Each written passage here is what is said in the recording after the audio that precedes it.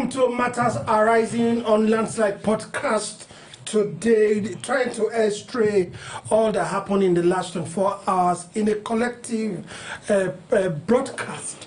Now, from the presidency to the legislature and to the judiciary and political parties as well, and the umpire that controls the political party. Individual statements that are in the polity, how it's heated up, how people view it, and all of that. I have with me Ishaya and my dude, Philip Adu Odogu. You guys welcome. Thank you. It's like you went to Ghana and came back. I just want to tell them that we still love them and they shouldn't treat our people in a very unholy manner, an unholy way. That's very good. And Philip looks very sharp too, putting on some African attire as well. This dress which symbolizes divine stability.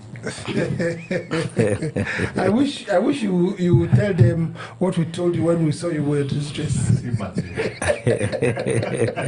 Yeah, Peter, you have your own seat. Okay, all right. A lot to discuss about. Isha, I'm going to start with you.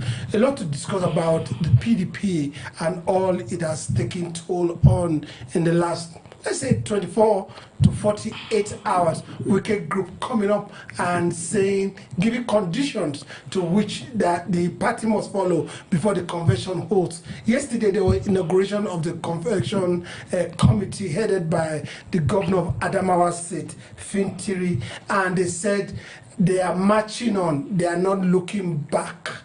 I mean, Wike again. PDP, are they able to stand up to him? One of the most disturbing incidents in the whole matter is that the secretary of the People's Democratic Party, Senator Ayahu, is with Wike and his group. I mean, what does this spell for this PDP at the moment? Oh, thank you very much. It's unfortunate that when the party is trying to move to limelight, and then some people are trying to draw them back. I believe very clearly that Wike should know very clearly that the party has been fair to him. You know, up initially when you said you wanted to, you try to dictate the piece of the party, saying that they must not go this way, and they decided to zone it to the south. And then you're not coming back again because you have told us clearly that he's not in the part of PDP. He's just trying to see how we can destabilize and destroy PDP. But thank God for the doggedness of the leadership of the party, led by the governors, especially Governor Bola Ahmed, who is telling them that, look, whoever that goes that, they are fools. And they will not go on his way. And most likely, I'm sure very clearly, if he's going that way again, very soon, he might be suspended from that party. Because for me, there's no way you will hold some people to the jugular when they say, look, they've done what you are saying, and then you're going to bring another conditions again. Which are conditions? In as much as they say this is where we want to go, we have agreed that we're going to macro zone it, we're zoning it to the south. It now left for the southern people to decide on where they're going to macro zone it. In the same way, they say you want to zone the chairmanship to the north central. Now you said, well, you want to this macro zone it to north central. We don't know who is your own choice candidate. So, but in any case, yeah, I think you should allow him. If you look at some of my comments, look, when empty is too, when a container is very empty, it makes a lot of noise because at this time he's not knowing very well that it's not very relevant. They are moving ahead and they will go ahead and do what they're supposed to do. And I believe very clearly that I feel that they shouldn't just relent on doing what they should just ignore him and ignore. And for the secretary, I really don't know what does he want, because I saw. They say that they should go and review, do some other ESCO of Ekiti State, that of Anambra and Nebonyi. Ekiti have clearly said, 5 states have said, they have left PDP. And they say there's nothing left again there. So why are they coming back again to say, to bring them back when they know that the people are moving ahead? You see, they know that the future is going to be very, very difficult for them. It's bright for the PDP, and that's why they are trying to hold the two parties. You can't go on two parties. Because what I'm saying Wike is doing is that every month you hold the two parties together. Both APC and PDP. It won't work that way now. We are not Amafro. You can't be an Amafrodite. You can't be a man and be a woman at the same time. If you want to go to APC, go to APC. In fact, the PDP is willing. They even want love him to leave and go to APC so that they can have peace. And they'll see how they'll face him. Even that River State, you see, there's no way he was going to make headway there. But however, let's see how the future. All right, Philip, we're on this a little bit. I mean, we've discussed it, even as of yesterday we've discussed it. Even today it was still discussed. But PDP, APC, these are two different parties. Wike is holding on to here. But it looks as if they have become very resolute. That's the PDP stakeholders, that this is what we are doing and nobody can stop. So one person of note that I thought would have backtracked is Damagu, but because it was Wike that helped him to come in as a acting chairman. But now the guy is heading on straight up. See, Nigeria is bigger than any other person. Like I said, the founding father of the PDP, had a dream and a vision. And thank God one of them, and some of them are still around with us, the person of Professor Jerry Gan, like I said in the morning. These are people who have character and they are men of integrity. When they say this is where they are going, that is where they are going. Wike was fed by the party and grown by the party. Who was Wike before now? Wike came up as a chairman under the PDP, as a chief of staff under the PDP, as a minister under the PDP, and as a governor under the PDP. And he said they want to destroy the party that was formed by the G35, which made up of the likes of Alex Ekwemen, Professor Jerry Ghana, Professor Yosha Ayu, and Solomon La, and most of prominent Nigerians. And they rescued, the country from the military hand then, when the country was undecided after the death of Abacha.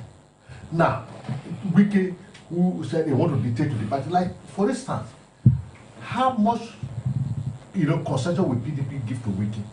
Wike is the godfather of Senator Samuel Anyanwu, who was the national secretary of PDP, who left his position to go and contest as a governor. And having lost the election, came back, and Wike insisted that he remained as a secretary. And the PDP allowed, they conceded to him. And now, okay, you have the secretary and all of that, so that peace can reign. He has suffered that, look, these people are resolute. Before they concede this to me, like I said before, the people are far ahead of him. They are smarter than him. When Professor Jerry Ghana, you have the likes of Body George and the rest of them. They are far ahead of Wike. Wike is just like a street boy who was opportune to be where he is today. He's not an intelligent, smart young man. So what has happened is this was done.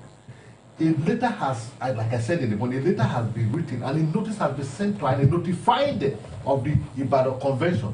That notice was signed, duly signed by the national chairman and the national secretary, which means every legal requirement, every constitutional requirement, both by INEC, has been met.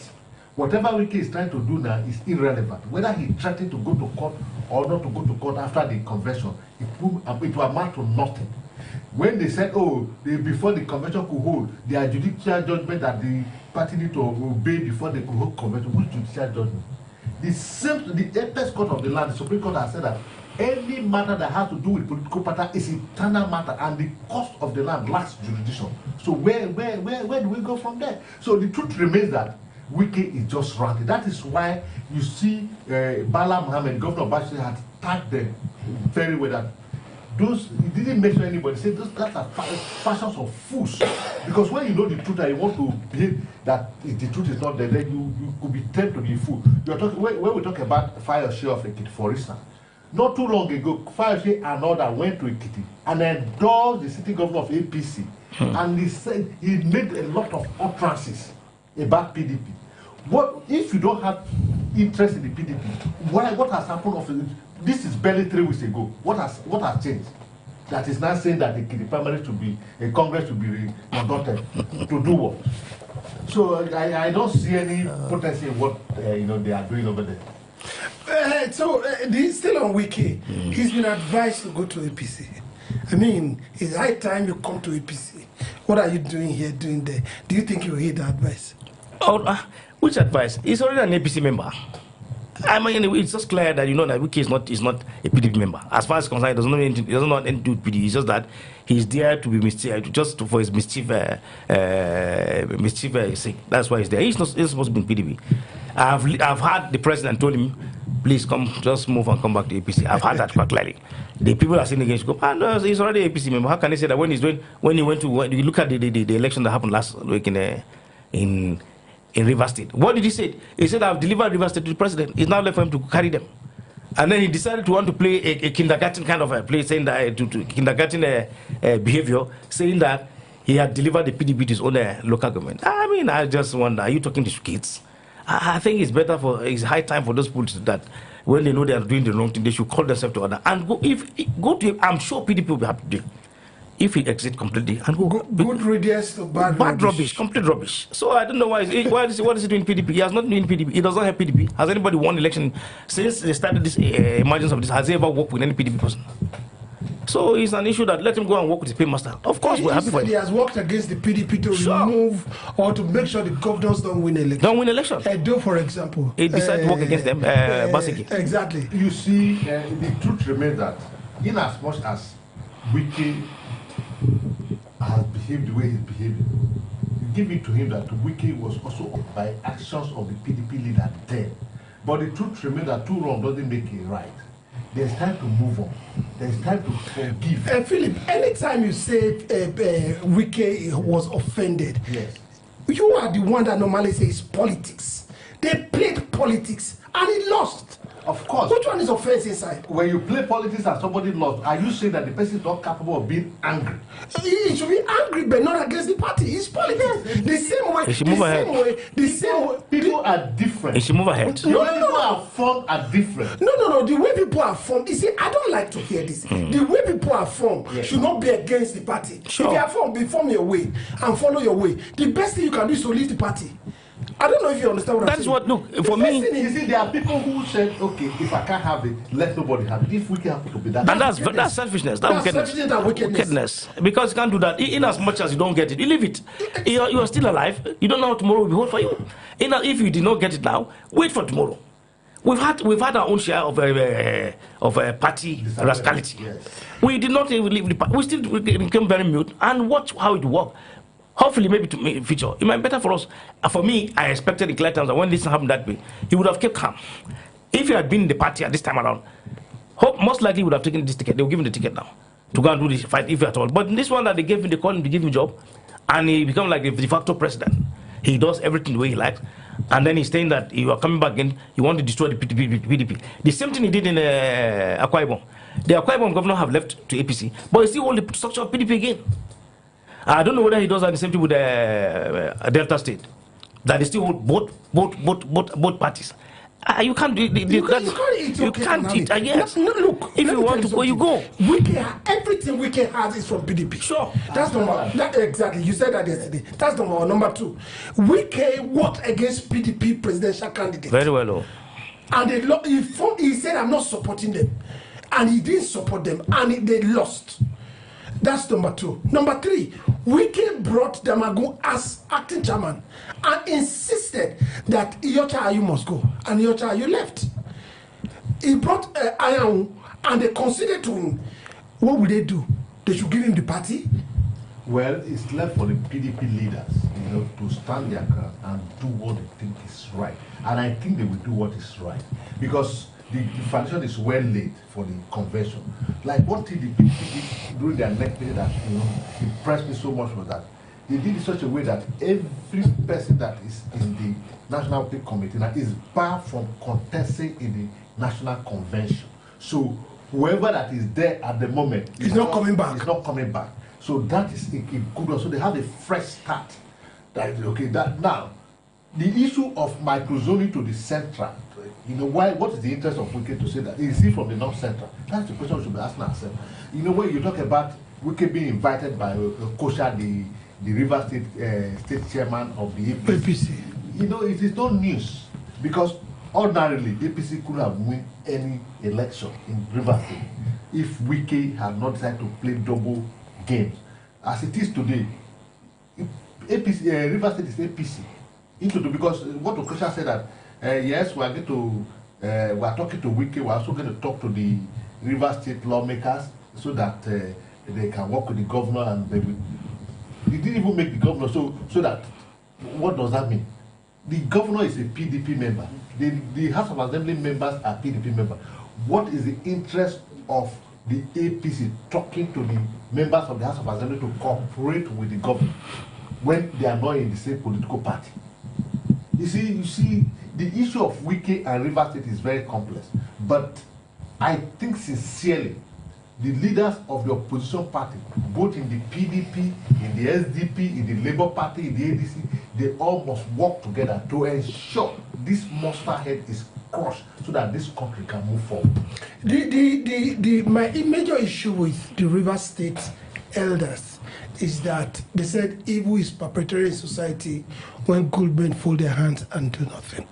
I used to think that River State produces elders not just for the state but also for the nation, for them to have sat down and they are doing as if the state came into being as a result of Wike's fight. I mean, I've never seen a man hold a state hostage like of course we know about Lagos. Like that's what Wike is doing in River State right now. He's going to dictate every governor, every political appointment that comes in. I think the elders, on whatever divide, like you said, they must come together and fight. No, but you know, see, Lagos is different from Rivers. It doesn't look like so. It is different because on the basis that Lagos is a cosmopolitan city, whereby the politicians are just few of them. If you go to Rivers, at least you could see about 80 to 70% are politicians. I asked somebody who is in Rivers, I said, look, they just kept quiet. They know where to nail him. They will crucify him, but during the election, that's when they will show him that you know at some point when because he's the kind of person that when you engage him, when you say something, he will engages you. You don't, as an elder, you don't need to go and be fighting with a small boy. Now leave him. When the time comes, that's when the time comes. That's when the water will find its way. So I can assure you very clearly that that's what. Did they come out to vote for this election? They didn't come out. Most people didn't come out to vote, but they say no, nobody came out now. They didn't come out to vote because they knew where they were tilting to. Also, besides that, it was an illegal election. How can a administrator go and conduct election? When the sitting governor conducted election illegally, the court went and nullified it and gave it to a distant. What is the court saying now?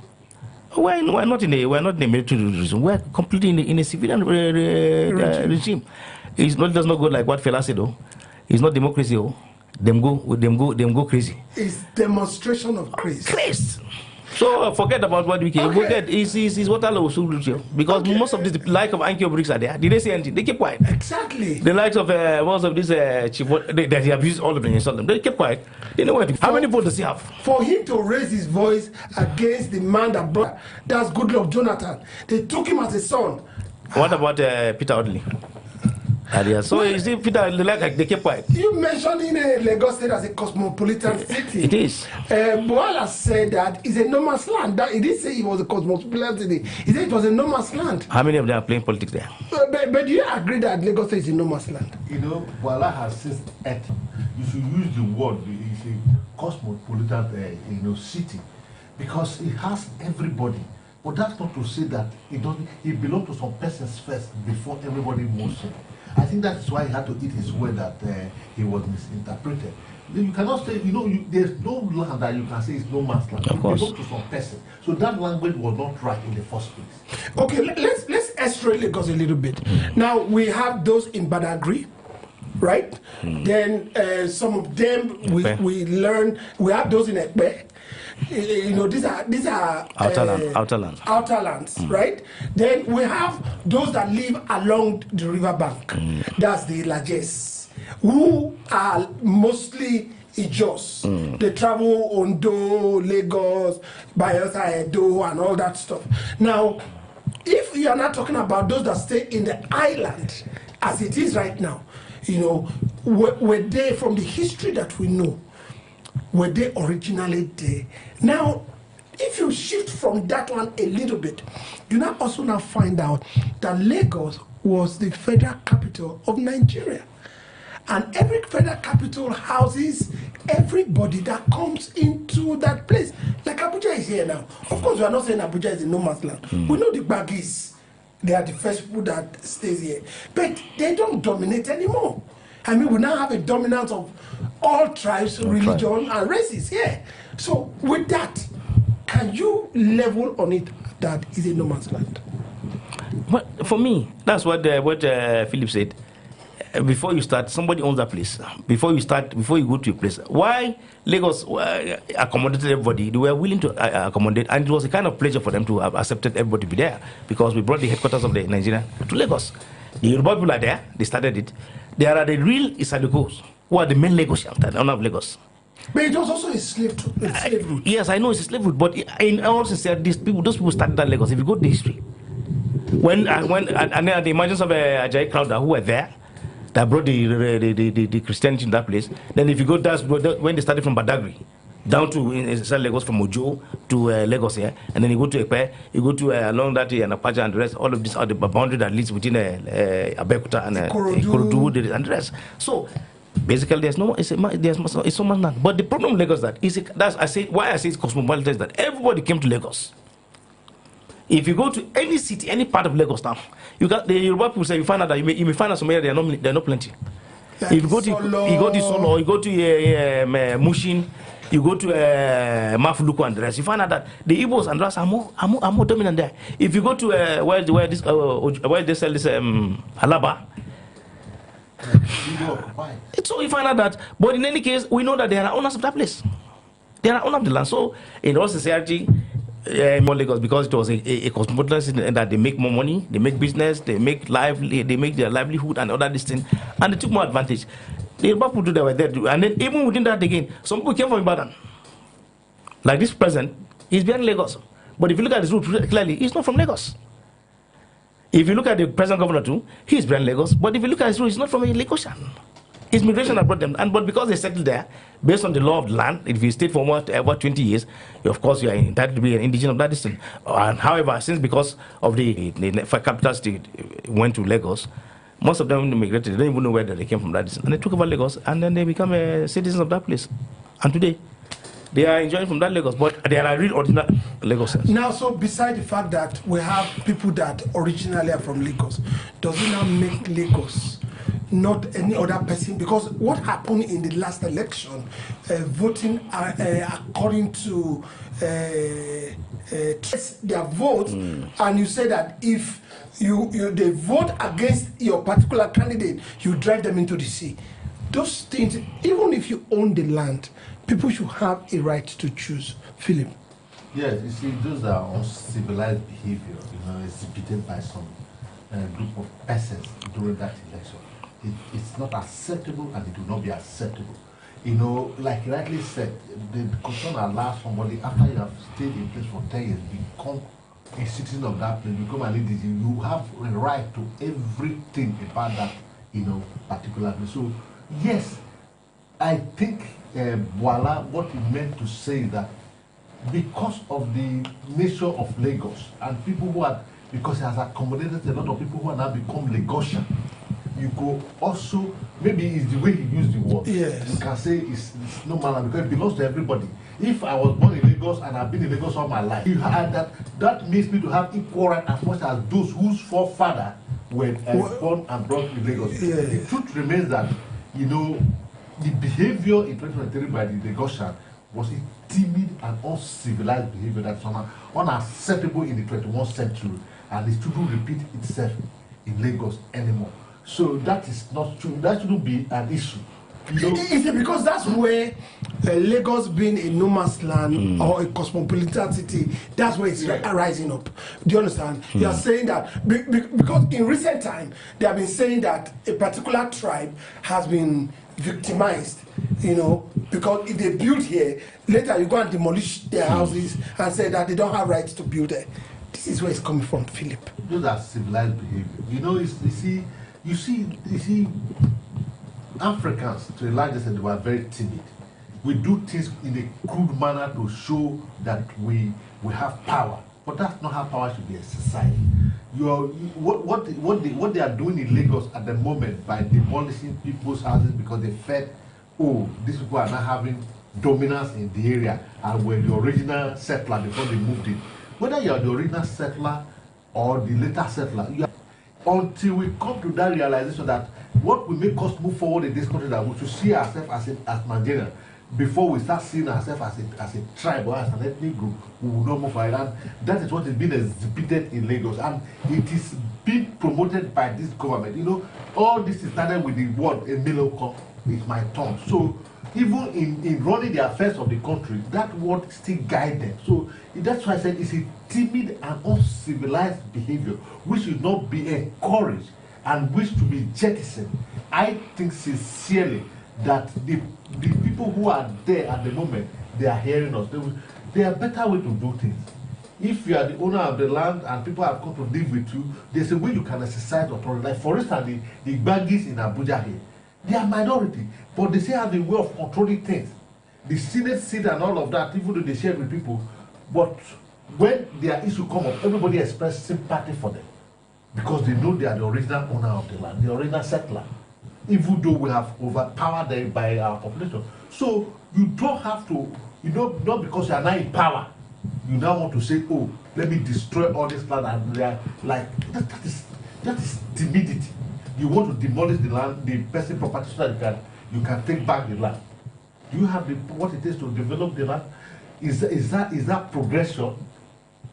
That's not progress.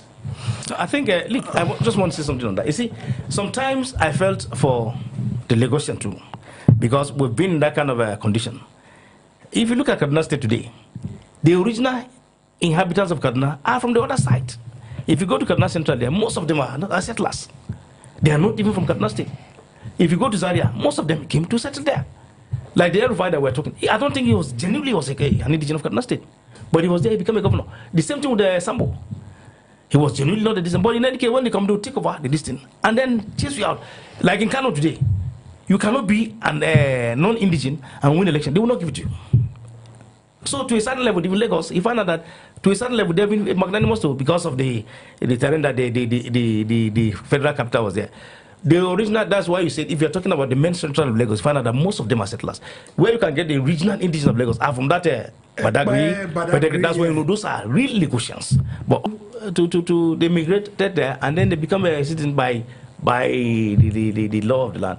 So I think to a certain level, when you are in that condition, if you don't shout, they will take over and leave you. Well, however, I think we should have a balance.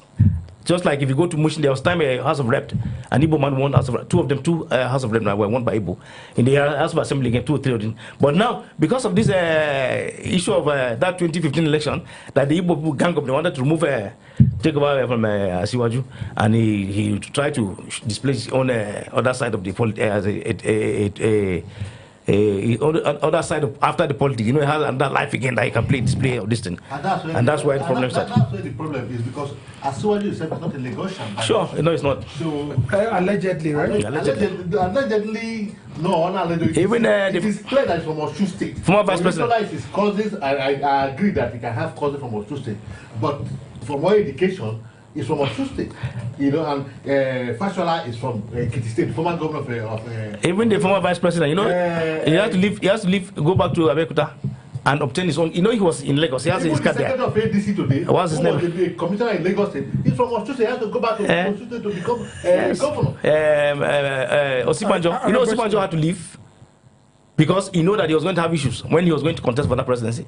He had to go back to Ogun State and obtain his own card again. Otherwise, he went back to check back. People who are claiming that they are the owner of Lagos, they are equally settler. That's the point I'm making. They are not even the original owner of Lagos. Sure. But because they speak the same language with the original owners of the place, they claim the land, which is not right. They should, in as much as they have that right to Lagos, also the Urobos, the Isoko, the Igbo, the Efik, the Isans, the Afema, they are all Lagosians by right of living there for that period of time. So you're fighting for Niger Delta then? You didn't even fight for those of us from the north too. All right. Let's move a little bit out of here. ADC tells Tinubu that don't give figures that you don't have. Don't tell the Nigerians that we're coming out of our economic woes when there's nothing to back that up. Because, you know, first of all, when the president went to Brazil, he said a lot of things are working for us now. No more corruption. So when he said that, somebody said, "Damn," you know, something like that. So is ADC right in cautioning the president? I think I am beginning to see a kind of opposition, active opposition. You know, because unlike those years that when we had the opposition, they don't speak, they don't say anything. And that's why ADC is coming up to, because up to now, PDP have not taken that kind of bull to get a hold of the president. You are not saying the right thing. And that's why, at least to a certain level, that I commend the ADC. Of course, what they're saying, it is nothing but the truth. Because yesterday I said we have even so much on target in terms of IGR. And they don't go to borrow money from the local banks again. They will rather go. And I ask again. Yeah, you see, ADC has said it all. You know, when you look at what happened, it appears that the government of this was trying to manipulate data. Like what he said about, you know, I also saw it on Arise TV this afternoon that we have met our revenue target as at August this year. But as soon as that was said on the same television, you saw local contractor protesting at the Minister of Finance, blocking the minister from gaining entrance from Okene to Lokoja, which is in North Central. And they said, how can this be? We don't know where these places are located. Where are you putting this figure in the Northwest? Because they were trying to say that the Northwest has entered institution in this country is the presidency and the police, because they never told the truth to the people. The report is there for Chancellor House in London. So when they came up with this figure to say that, look, we don't want the figure on paper, we want to see it happening practically within us, because we cannot see those, you know, things they are talking that they have achieved, because we cannot drive from here to Lokoja or to Okene, the road they claim that they have completed. And the ADC went further to say that most of these projects they mentioned, they were started by the Buhari government, especially the one between Kefi and Makurdi was started by the Buhari administration and completed. Yeah. So where, and the records are there. So why do you want to manipulate records just because you want to what are you trying to achieve? Like I said, this is done. The ADC also said this is done out of panic, because they know that they can no longer deceive the people. The people are most aware of the incompetency of this government, and the people are tired. So they are not trying to play politics with the people, but they blame the media. He said, who gave platform to? It is the media that's giving platform to government. They are now in government pocket, just like you said before. It's not only the judiciary or the the executive pocket, even the media, which is the fourth estate that is not directly under the government, or it's also now in the government pocket. It as a result of the weaponization of hunger, poverty, you know, and all that. All right, Katsina State, and of course we know what's been happening in Katsina State, and that's why I said there is no patriotic or what will I call them, any leader in this country that has spared their own people. Let's even say the president that just passed on, that's Muhammad Buhari. Let's say he secured only Katsina, for example. We will say, okay, he has done for Katsina. I don't know if you understand what I'm saying. Or we had two military presidents from Niger State, and they said they put everything on ground in Niger State and made Niger State a home of peace. I don't know if you understand. I mean, a good place. Niger State is just by the corner here. I mean, if you drive 45 minutes, you get to Suleja, you know, and all that. But that means they are not even good to their own people. Now we've heard we're hearing of the things that are happening in Katsina. The governor had to come and see the president, and for the first time, this president has been an advocate of state police, of restructuring, has been quiet for the past to consider state police. I'm not an advocate of state policing. That's the truth. There should be a more refined way where we'll have state policing, but just giving it under the governors, I think they would do. But the president is speaking about state policing and increased security, new strategies. It's called the Army New Strategies. Are you sure he's serious about this? Well, you know, the one thing with our politicians is that we always have a good, a kind of a good idea. We always have a good intention to do things. But by the time you bring it in the public figure, a lot of people will come out, and this one will criticize it, this one will support, this one will criticize. At the end, you find out that you kind of there will be an imbalance in terms of criticism or in terms of support. If you are not careful again, then you'll be misled. Because the state police is quite good, because those of us who have lived in those kind of interland,